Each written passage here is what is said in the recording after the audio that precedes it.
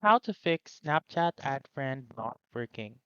So, the first step is to make sure that you have a stable and working network connection. To do that, you just simply go to your control center, make sure to turn on your cellular data or your Wi-Fi.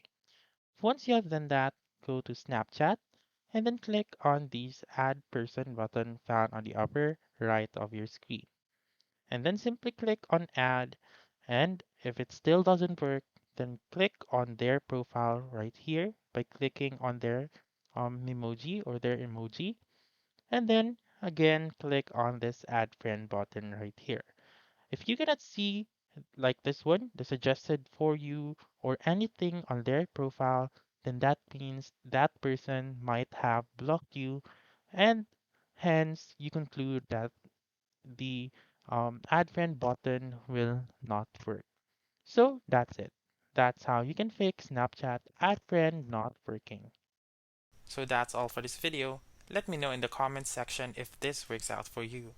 For more helpful tutorials like this, please subscribe to our channel and don't forget to click that notification bell. Thank you for watching and have a wonderful day.